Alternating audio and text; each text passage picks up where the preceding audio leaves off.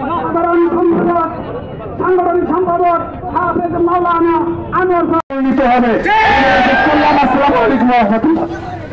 সংগ্রামী তাওহীদি জনতা, এই পর্যায়ে আমাদের সামনে গুরুত্বপূর্ণ আলোচনা পেশ করবেন হেফাজত ইসলাম বাংলাদেশ ঠাকুরগাঁও জেলার প্রধান উপদেষ্টা আল্লামা খলিলুর রহমান সাহেব দাওয়াত পঞ্চায়েত।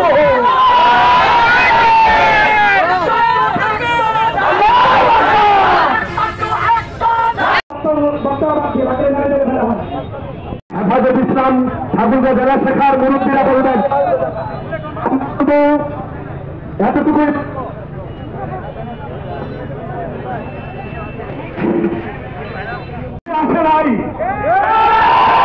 এদেশের মধ্যে কোনো কিছু করতে হলে, ইসলামের বিষয়ে কোনো কিছু করতে হলে আমাদের সাথে পরামর্শ করে বিরুদ্ধে যদি বিভিন্ন ভাবে লেলিয়ে দেওয়া হয়, হেফাজত ইসলাম সহ সারা বাংলাদেশের উলামায়ে কেরাম ঝাঁপিয়ে পড়বে।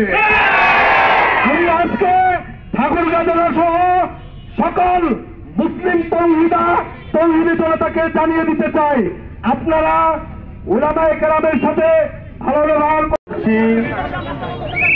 যে আমাদের বাচ্চা যারা তারা শহীদ হচ্ছে, আমরা বাংলাদেশের মানুষ আরামে আছি, চেহারি খাইতেছি, মনে করেন আমার জীবনের সব ফিলিস্তিনি আমার ভাই, আমরা তাদেরকে কখনো তাদের রক্ত কখনো ব্যথা দিতে দিব না।